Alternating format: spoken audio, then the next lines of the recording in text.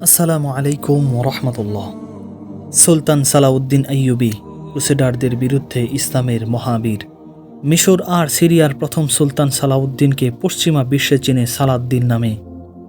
আইয়ুবী রাজবংশের প্রতিষ্ঠাতা সালাউদ্দিন ক্রুসেডারদের বিরুদ্ধে চালিয়েছিলেন নানা সেনা অভিযান। তার সালতানাতের অধীনে ছিল মিশর, সিরিয়া, উত্তর ইরাক, হেজাজ, ইয়েমেন ও উত্তর আফ্রিকার কিছু অংশ। এতই বিশাল ছিল তার প্রতিপত্তি। শুধু মুসলিম ইতিহাস নয়, শত্রুর কাছেও তিনি ছিলেন সম্মানিত এক বীর। যারা বীর সালাদিন সম্পর্কে নামটি কেবল শুনেছেন কিংবা কিংডম অফ হেভেন দেখা পর্যন্তই যাদের কান সীমা, তাদের জন্যই আজকের এই ভিডিওটি। চলুন জেনে নেওয়া যাক সুলতান সালাউদ্দিনের জীবনের নানা দিক। 1137 সালে ইরাকের বর্তমান তিকরিত এলাকায় তার জন্ম। নাম ছিল আসলে ইউসুফ। তার সম্মানসূচক উপাধি ছিল সালাহ আদ-দিন, যার মানে ধর্মের ন্যায়তা পূর্ণ। কুর্দি পরিবার থেকে তিনি এসেছিলেন। আদি নিবাস মধ্যযুগীয় আর্মেনিয়ার প্রাচীন দিন শহরে। যে রাওয়াদীয় গোত্র থেকে তিনি এসেছিলেন সেটা ততদিনে আরবি ভাষীদের সাথে মিলেমিশে একাকার হয়ে গেছে। প্রাচীন দিন শহর তার জন্মের 5 বছর আগে। মোসলের শাসক ইমামউদ্দিন জাঙ্গি এক যুদ্ধে পালিয়ে যাবার সময় টাইগ্রিস নদীর ধারা বাধাপ্রাপ্ত হন। তখন নদীর উল্টো পাশে তিকরিত দুর্গের রক্ষক ছিলেন সালাহউদ্দিনের বাবা নাজিমউদ্দিন আইয়ুবী। আইয়ুব তখন ইমামউদ্দিনের জন্য ফেরির ব্যবস্থা করেন ও তাকে তিকরিতে আশ্রয় দেন। তাকে আশ্রয় দেবার অপরাধে 1137 সালের যেই বছর সালাউদ্দিনের জন্ম, আইয়ুব পরিবারকে উত্তর মেসোপটেমিয়ার মিলিটারি গ্রিক গভর্নর বহিষ্কার করেন। যেই রাতে তারা তিকরিত ছেড়ে চলে যাচ্ছিলেন, সে রাতেই জন্ম হয় আমাদের গল্পের নায়ক ইউসুফের, যাকে বিশ্ব পরে চিনবে সালাউদ্দিন নামে। তবে উপকারের প্রতিদান পেলেন আইয়ুব। ইমামউদ্দিন জাঙ্গি তার পরিবারকে মোসুলে জায়গা করে দিলেন এবং তাকে বালবেক দুর্গের কমান্ডার বানিয়ে দিলেন। তবে ইমামউদ্দিন মারা যান 1146 সালে। তার ছেলে নুরউদ্দিন তার জায়গায় নেন। এরপর ততদিনে সালাউদ্দিন বাস করতে শুরু করেছেন দামেস্কে। তার ছোটবেলার খুব একটা কথা জানা যায় না, তবে দামেস্ক শহরটাকে বেশ ভালোবাসতেন তিনি। সালাউদ্দিন ইউক্লিড জ্যামিতি, গণিত থেকে শুরু করে আইনও শিখে ফেলেন, কোরআন শিক্ষাও সেরে ফেলেন তখন। আর সাথে সাথে ধর্মতত্ত্ব। সেনাবাহিনীতে যোগ দেওয়ার চাইতে ধর্মকর্ম নিয়েই লেখাপড়া করার ইচ্ছা বেশি ছিল তার। কিন্তু ধর্ম ছাড়াও তিনি ইতিহাসের পণ্ডিতও হয়ে যাচ্ছিলেন। আরব ইতিহাস তো জানতেনই, এমনকি আরবি ঘোড়ার বংশ ইতিহাসও তিনি বাদ দেননি পড়তে। তিনি কুর্দি ও আরবি ভাষায় পারদর্শী ছিলেন। নুরউদ্দিনের অধীনের একজন মিলিটারির কমান্ডার ছিলেন আসাদ আদ-দিন। তিনি সালাউদ্দিনের সামরিক ক্যারিয়ার শুরু করিয়ে দেন। তার প্রথম সামরিক অভিযান ছিল 26 বছর বয়সে। নুরউদ্দিন আসাদকে পাঠান ফাতিমি খলিফা আল-আদিদ এর উজির সারওয়ারকে সাহায্য করার জন্য, যিনি ছিলেন মিশর থেকে বিতাড়িত। সেই অভিযানে সঙ্গে করে নিয়ে যান আসাদ আদ-দিনকে। মিশনটি সার্থক হয়েছিল। ঠিক এরপরই যুদ্ধ লেগে যায় ক্রুসেডার মিশরীয় যুক্ত বাহিনীর সাথে। যুদ্ধের জায়গাটা ছিল গিজার পশ্চিমে, নীল নদের পারে। সেই যুদ্ধে নুরউদ্দিনের বাহিনীর ডান পাশের নেতৃত্ব দেন সালাউদ্দিন। বলা হয় সালাউদ্দিনের বুদ্ধিতে প্রথমে বাহিনী হেরে যাবার ভান করে প্রস্থান করে এবং এরপরে অতর্কিত আক্রমণ করে বিজয় ছিনিয়ে আনে। এই বিজয়কে ইবনে আল আসিরের মতে ইতিহাসের অন্যতম সেরা বিজয় বলা হয়। এরপর সালাউদ্দিন তার বাহিনীর অংশ নিয়ে আলেকজান্দ্রিয়া শহরে চলে যান এবং সেই শহরের পাহারা দিতে থাকেন। একটু আগে বলা ফাতিমি খলিফা আল-আদিদের উজির শাওয়ারের সাথে ক্ষমতা নিয়ে দ্বন্দ্ব চলছিল আসাদের। ওদিকে জেরুজালেম রাজ্যের আমালরিক দা ফার্স্টের সাথেও শাওয়ার সাহায্য চাইলেন আমালরিকের, কিন্তু 1169 সালে শাওয়ার নিহত হন গুপ্তঘাতকের হাতে। বলা হয় সেটি সালাউদ্দিনের কাজই ছিল। সেই বছর আসাদও মারা যান। তখন নুরউদ্দিন আসাদের একজন স্থলাভিষিক্তকে বাছাই করলেও উজির হিসেবে খলিফা আল-আদিদ সালাউদ্দিনকেই নিয়োগ করলেন। 26 মার্চ।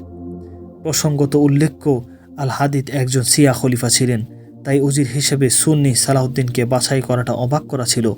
তবে আনুগত্য খলিফা আল-আদিদের দিকে দেবেন বেশি নাকি নুরউদ্দিনের দিকে দিবেন, সেটা নিয়ে মন দ্বন্দ্বে ছিলেন তিনি। সেই বছর একদল মিশরীয় সেনা আর আমিরের ষড়যন্ত্রে গুপ্ত হত্যার মুখে পড়েন সালাউদ্দিন। কিন্তু গোপন সূত্রে তিনি আগেই খবর পেয়ে গিয়েছিলেন। হোতা ছিল ফাতিমি প্রাসাদের সিবিরিয়ান কন্ট্রোলার। তাকে গ্রেপ্তার করে হত্যা করেন সালাউদ্দিন। পরের দিন ফাতিমি বাহিনীর 50,000 কৃষ্ণবর্ণী সেনা বিরোধিতা করে সালাউদ্দিনের। এই বিদ্রোহ দমন করতে 23 আগস্ট চলে আসে। এরপর থেকে আর কখনো কায়রোর বিরোধিতার সম্মুখীন হতে হয়নি সালাউদ্দিনকে। 1169 সালে নুরউদ্দিনের সহায়তায় বিশাল এক ক্রুসেডার আর্মিকে পরাজিত করেন সালাউদ্দিন। ততদিনে কিন্তু আব্বাসীয় সুন্নি খলিফা আল মুস্তানজিদের সাথে ফাতিমি শিয়া খলিফা আল আদিদের দ্বৈরথ-তুঙ্গে। সালাউদ্দিন তখন মিশরে নিজের ঘাঁটি শক্ত করেছেন। নিজের আত্মীয়দের উচ্চ পদ দিলেন তিনি। মালিকি ও নিজের শাফি মাযহাবের জন্য কলেজ প্রতিষ্ঠা করেন সালাউদ্দিন তার শহরে। মিশরে পাকাপোক্ত হবার পর 1170 সালে দারুম অধিকার করে নিয়ে ক্রুসেডারদের পরাজিত করেন সালাউদ্দিন সেখানে। গাজা থেকে তখন জেরুজালেমের শাসক অ্যামালরিক নাইটস টেম্পলারদের গ্যারিসন বের করে আনেন ও দারুমের পতন রোধ করতে আসেন। কিন্তু সালাউদ্দিন তাদের উপেক্ষা করে গাজায় গিয়ে শহরটি অধিকার করে নেন। তখন 1171 সালে নুরউদ্দিনের চিঠি পেলেন সালাউদ্দিন। তিনি যেন মিশরের আব্বাসীয় খিলাফত প্রতিষ্ঠা করেন। শহরের শাফিঈ মাযহাবের আলেম নাজমুদ্দিন আল খাবসানী প্রচণ্ড শিয়া বিরোধী ছিলেন। তিনিও সায় দিলেন। মিশরের কয়েকজন আমিরকে হত্যা করা হলো। তবে শিয়া খলিফা আল আদিদকে বলা হয়েছিল যে তাদের হত্যা করার কারণ আসলে খলিফার বিরোধিতা করা। এরপর আল আদিদ অসুস্থ হয়ে পড়েন। তাকে বিষ দেয়া হয়েছিল, কিন্তু কে দিয়েছিল তা জানা যায় না। অসুস্থ আল আদিদ সালাউদ্দিনকে অনুরোধ করেন তার শিশুদের যেন দেখে রাখেন, কিন্তু সালাউদ্দিন না করে দেন। পরে আব্বাসীয়রা তাকে বিশ্বাসঘাতকতার জন্য দায়ী করে, কিন্তু পরে তিনি তার নিজের এই কথার জন্য অনুতপ্ত হয়েছিলেন। 13 সেপ্টেম্বর মারা যান আল আদিদ। 5 দিন পর আব্বাসীয় খুতবাহ ঘোষিত হলো কায়রোতে। খলিফা হলেন আল মুস্তাদি। তিনি ছিলেন সুন্নি আব্বাসীয় খলিফা। লোহিত সাগরের তীরে আকাবার মন্ট্রিল দুর্গ আর কারাক শহর আক্রমণের জন্য সামরিক অভিযানের উদ্দেশ্যে সেই বছরের 25 সেপ্টেম্বর মিশর ত্যাগ করলেন। সিরিয়া থেকে যোগ দিলেন নুরউদ্দিন, কিন্তু ফাতিমি ও ক্রুসেডারদের ষড়যন্ত্র নিয়ে খবর শুনতেই সালাউদ্দিনের ফিরে এলেন কায়রোতে। নুরউদ্দিন একাই গেলেন। সালাউদ্দিনের সবগুলো অভিযান বর্ণনা করে শেষ করা সম্ভব না এই সংক্ষিপ্ত ভিডিওতে, তাই মূল ঘটনাগুলি উল্লেখ করা হবে। 1174 সালের গ্রীষ্মে নুরউদ্দিন বিশাল এক বাহিনী জোগাড় করছিলেন। কোনো এক কারণে হজরত নুরউদ্দিনের ক্রম অর্থ ও সাপ্লাই চাওয়ার প্রতি উত্তর না দেওয়ায় আইয়ুবীরা ভাবতে লাগলো এই বাহিনীকে কি তবে কায়রো আক্রমণের জন্য সালাউদ্দিনকে কি হুমকি ভাবছেন নুরউদ্দিন। কিন্তু 15 মে নুরউদ্দিন অসুস্থ অবস্থায় মারা যান। হঠাৎ ক্ষমতা চলে যায় তার পুত্র সালিহ ইসমাইলের কাছে। বয়স তার মাত্র 11। সালাউদ্দিনের সামনে তখন কয়েকটি অপশন। তিনি নিজেই কি ক্রুসেডারদের আক্রমণ করে বসবেন, নাকি 11 বছরের বালকের কথার আশায় বসে থাকবেন? আচ্ছা, তিনি কি নিজেই সিরিয়া অধিকার করে নিতে পারবেন না? এই বালক তো কিছু করবে না। দুনিয়ার হাল হকিকত বুঝে ওঠার বয়সই হয়নি তার এখনও। না, এটা করলে মানুষ তাকে মুনাফিক ভাববে। নিজের আগের প্রভুর রাজত্ব আক্রমণ কেউ ভালো চোখে দেখবে না। ক্রুসেডের নেতৃত্ব দেবার অধিকার তখন হারাবেন সালাউদ্দিন। আগস্টে সালিহ ইসমাইলের অভিভাবক হিসেবে দায়িত্ব নিলেন আলেপ্পোর আমির ও ক্যাপ্টেন গোমস্তেকিন। তিনি তখন প্রতিদ্বন্দ্বীদের সরানোর অঙ্গীকার নিলেন।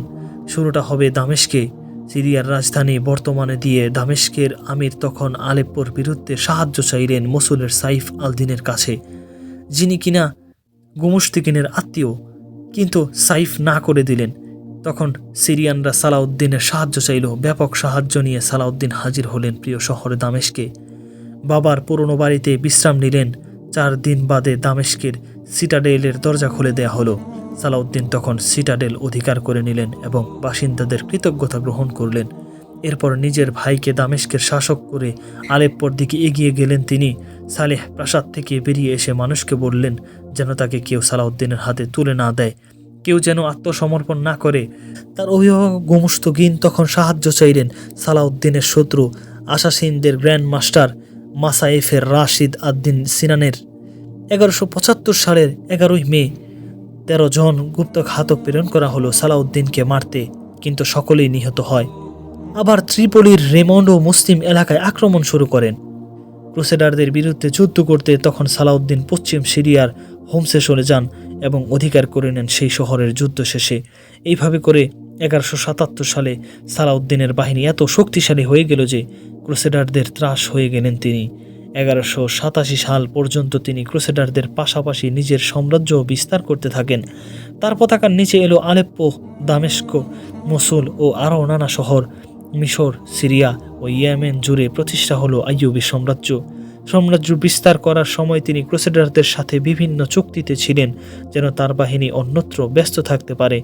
কায়রো জাদুঘর ক্রুসেডাররা জেরুজালেম অধিকার করেছিল অনেক বছর। অন্যান্য ক্রুসেডার শহরগুলো অধিকার করার পর নজর দিলেন সালাউদ্দিনের জেরুজালেমের দিকে।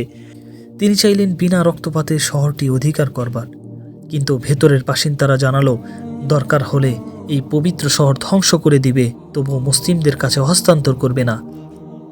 জেরুজালেমের বালিয়ান অফ ইবেলিন হুমকি দিলেন, যদি জেরুজালেমের খ্রিস্টান অধিবাসীদের মুক্তিপণের বিনিময়ের মুক্তির শর্ত মেনে না নেওয়া হয়, তবে ভেতরের জিম্মি 5,000 মুসলিমদের এক এক করে হত্যা করা হবে এবং মুসলিমদের পবিত্র মসজিদুল আকসা ও ডোম অফ দ্য রক ধ্বংস করা হবে। সালাউদ্দিন মেনে নিলেন। খ্রিস্টানদের যেই মুক্তিপণ তিনি ধার্য করলেন সেটা আজকের হিসেবে 4,000 টাকা। জেরুজালেমের খ্রিস্টান যাজক হেরাক্লিয়াস দান করে দিলেন অর্থ, যার দ্বারা 18,000 গরিব খ্রিস্টানের মুক্তিপণের টাকা উঠল।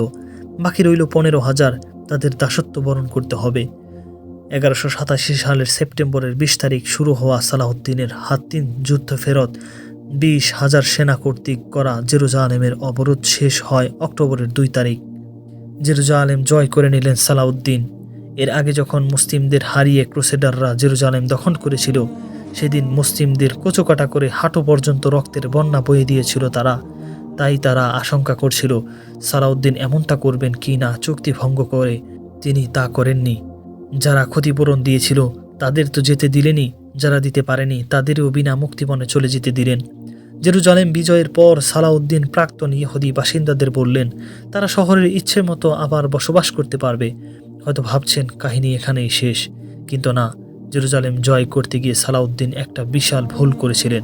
সেটি হলো তিনি খ্রিস্টানদের টায়ার শহর জয় না করেই এদিকে এসেছিলেন। ইসলামে বেশি গুরুত্বপূর্ণ জেরুজালেম জয়ের জন্য তার তর সইছিল না। জেরুজালেমের পতনের পর ইংল্যান্ডের রাজা রিচার্ড দ্য লাইহান্টের উদ্যোগেও এই অর্থায়ন শুরু হয় থার্ড ক্রুসেড। 1189 থেকে নিয়ে 1191 টায়ার শহর থেকে খ্রিস্টানরা যোগ দিল তার সাথে। আকরা শহরের মুসলিম বাহিনীকে পরাজিত করে রিচার্ডের বাহিনী নারী ও শিশুসহ প্রায় 3,000 বন্দী মুসলিমকে হত্যা করেন রিচার্ড। এরপর 1191 সালের 7 সেপ্টেম্বর আরসফ যুদ্ধে সালাউদ্দিনের বাহিনীর মুখোমুখি হন রিচার্ড। সেই যুদ্ধে ব্যাপক ক্ষয়ক্ষতির সম্মুখীন হন সালাউদ্দিন। যুদ্ধক্ষেত্র ত্যাগ করতে বাধ্য হন বাহিনীসহ। রিচার্ড জাফা শহর দখল করে নেন। ওদিকে সালাউদ্দিন মিশর ও ফিলিস্তিনের মাঝের আসকালান শহরের নিরাপত্তা বাড়িয়ে দেন যেন ক্রুসেডারদের হাতে এর পতন না হয়। তারা দুজন শান্তি চুক্তির পথ খুঁজতে লাগলেন। রিচার্ড প্রস্তাব দিলেন রিচার্ডের বোন সিসিলির রানী জোয়ানকে সালাউদ্দিনের ভাই বিয়ে করুক, আর বিয়ের উপহার হিসেবে জেরুজালেম দিয়ে দেয়া হোক। সালাউদ্দিন এই প্রস্তাব উড়িয়ে দিলে রিচার্ড বললেন সালাউদ্দিনের ভাই যেন খ্রিস্টান হয়ে যান। 1192 সালে রিচার্ড জেরুজালেম থেকে 12 মাইল দূরে থেকেও জেরুজালেম আক্রমণ করলেন না, বরং আসকালানের দিকে গেলেন। ওদিকে সালাউদ্দিন গেলেন জাফা পুনরুদ্ধার করতে। প্রায় করেই ফেলেছিলেন, কিন্তু আসকালান থেকে ছুটে এলেন কিং রিচার্ড এবং সালাউদ্দিনকে পরাজিত করলেন শহরের বাইরের এক যুদ্ধে। এটাই ছিল থার্ড ক্রুসেডের শেষ যুদ্ধ। সালাউদ্দিনকে মেনে নিতে হলো রিচার্ডের শর্তগুলো। টায়ার থেকে জাফা পর্যন্ত ক্রুসেডারদের অধীনেই থাকবে। মেনে নিলেন যে খ্রিস্টান তীর্থযাত্রীরা বিনা অস্ত্রে জেরুজালেম ভ্রমণ করে আসতে পারবে। 3 বছর পর্যন্ত কেউ কাউকে আক্রমণ করবে না। কিন্তু 3 বছর আর বাঁচেননি সালাউদ্দিন। কিং রিচার্ড চলে যাবার পর একজোরে আক্রান্ত হয়ে দামেস্কে মারা গেলেন তিনি। 1193 সালের 4 মার্চ মৃত্যুর আগে তিনি সম্পত্তি দান করে গিয়েছিলেন গরিব দুঃখীদের। মাত্র 1 স্বর্ণ মুদ্রা আর 40 রৌপ্য মুদ্রা ছাড়া আর কিছুই ছিল না তার বাকি। তার জানাজা দাফন কাফনের টাকাটাও হচ্ছিল না। দামেস্কের উমাইয়া মসজিদের বাইরের বাগানে তাকে দাফন করা হয়। 7 শতাব্দীর পর জার্মানির রাজা দ্বিতীয় উইলহেম সালাউদ্দিনের কবরের জন্য একটি মার্বেলের শবাধার দান করেন। এখন আপনি সেখানে জিয়ারত করতে গেলে দেখতে পাবেন কবরের উপরে 2টো শবাধার, একটি পুরনো ও আসল কাঠের আর আরেকটি এই মার্বেলের। তিনি 5 কিংবা 12 জন পুত্র রেখে গিয়েছিলেন। তার অসংখ্য প্রজা হজ করা সৌভাগ্য ও নিরাপত্তা সালাউদ্দিনের কল্যাণে পেলেও সালাউদ্দিন হজ করবার সৌভাগ্য পাননি। যদিও তার পরিকল্পনা ছিল ইউরোপ জুড়ে সালাউদ্দিনের নানা ঘটনা প্রচলিত ছিল, এখনও আছে। যুক্তির পর রিচার্ড আর সালাউদ্দিন একে অন্যকে অনেক উপহার দিয়েছিলেন। একবার একটা ঘটনা ঘটেছিল। এক খ্রিস্টান মহিলার 3 মাসের বাচ্চা চুরি হয়ে যায় এবং সেই বাচ্চাকে বাজারে বিক্রি করে দেওয়া হয়। খ্রিস্টানরা তাকে বলল সুলতান সালাউদ্দিনের কাছে যেতে। মহিলাটির কষ্ট জানাবার পর সালাউদ্দিন নিজের টাকায় বাচ্চাটিকে কিনে নেন আবার এবং মহিলাটিকে ফিরিয়ে দেন। সালাউদ্দিনের দরবারে অশ্রু গড়িয়ে পড়ে মহিলার চোখ থেকে। সালাউদ্দিন একটি ঘোড়ায় করে তাকে নিজের ক্যাম্পে পাঠিয়ে দেন। মাইকেল হ্যামিল্টনের লস্ট হিস্টোরিতে বইতে আমরা জানতে পারি 1192 সালে আকরা আক্রমণের সময় রিচার্ড অসুস্থ হয়ে পড়েন। তখন সালাউদ্দিন শত্রু রিচার্ডের চিকিৎসার জন্য নিজের ব্যক্তিগত ডাক্তারদের পাঠিয়ে দিয়েছিলেন। জ্বর নিয়ন্ত্রণে রাখার জন্য পাঠান বরফ, তাছাড়া ফল ফলাদিও পাঠান।